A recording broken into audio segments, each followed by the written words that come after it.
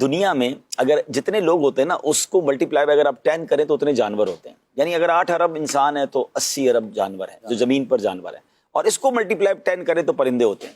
یعنی اس کا مطلب دنیا میں 800 ارب پرندے ہیں. پرندوں کی کالونی کون سی ہے؟ پرندوں کے گھر کون سے ہیں؟ پرندے کہاں رہتے ہیں؟ کبھی سوچا آپ نے؟ پرندے کسی بلڈنگ میں نہیں رہتے, پرندے درختوں پہ رہتے ہیں.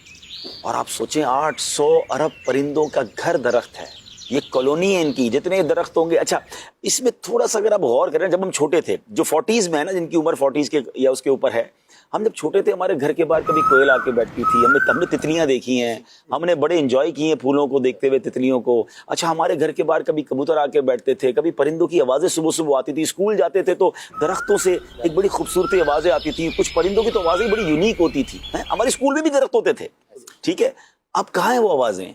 اب کہاں ہیں وہ پرندے؟ اب تو آپ کے بچوں شاید تتلیاں, ان کو بٹرفلائی باغ میں جانا پڑتا ہے. تو کوئل کی آواز شادر و نادر. ہاں یعنی اب بچوں کو شاید بٹرفلائی تصویر میں تو دیکھی ہوگی, ہم نے تو اسکول میں اپنی کاپیوں میں, اور چلو جو غلط کیا صحیح کیا, لیکن اب کاپیوں میں بھی سنبھال کے رکھتے تھے اور تتلیوں کو پکڑتے بڑے شوق سے تھے. شہد کی مکھیاں, یہ سب کہاں گئے؟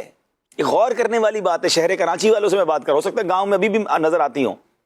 جو بڑے بڑے شہر ہم نے کانکریٹ کے جنگل بنا دیے نا, ہم نے صرف بلڈنگیں بنائی, ہم نے روڈیں بنائی, درخت کاٹتے گئے. اچھا دنیا کے کئی پرندے ایسے ہیں جو ہم نے پڑھا کہ وہ سینکڑوں ہزاروں کلومیٹر کا سفر کر کے مائگریٹ کرتے ہیں مختلف ملکوں میں.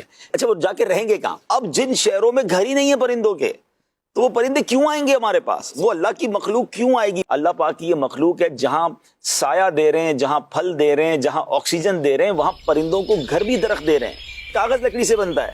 تو بہت کچھ ہے, بہت کچھ ہے.